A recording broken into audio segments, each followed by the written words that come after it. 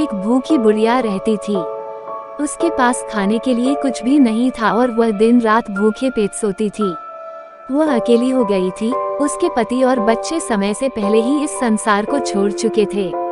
उस भूखी और तंगदस्त बुढ़िया के पास एक प्यारा सा कुत्ता था जिसे वह अपना बेटा मानती थी। उसे खाने का ध्यान रखने के लिए उसके बिना दिन नहीं गुजरता था।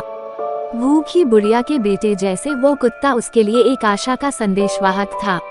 एक दिन जब बुढ़िया अपने कुत्ते के साथ सुरमई पत्तों वाले जंगल के रास्ते निकली, उसने एक दिव्य पेड़ के नीचे एक देवी मंदिर देखा। मंदिर में एक पुरानी पंडित जी भक्ति भाव से भजन गाने में लगे थे।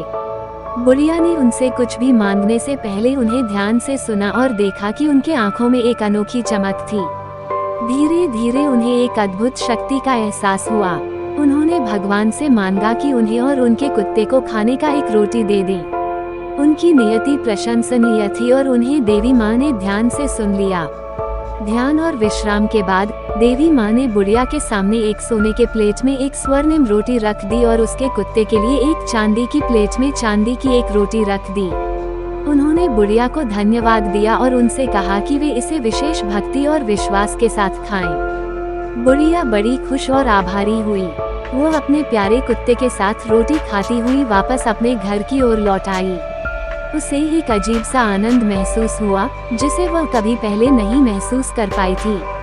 उसे लगा जैसे उसने भगवान का अद्भुत आशीर्वाद प्राप्त कर लिया हो। इस घटना के बाद से उस भूखी और तंगदस्त बुढ़िया की जिंदगी में भगवान का साथ हमेशा रहा। वह दिन रात भजन गाने वाले पंडित जी के पास जाकर उन्हें आभार व्यक्त करती और उनके साथ समय बिताती। उसके भूखे कुत्ते को भी अब खाने की कभी कमी नहीं होती थी।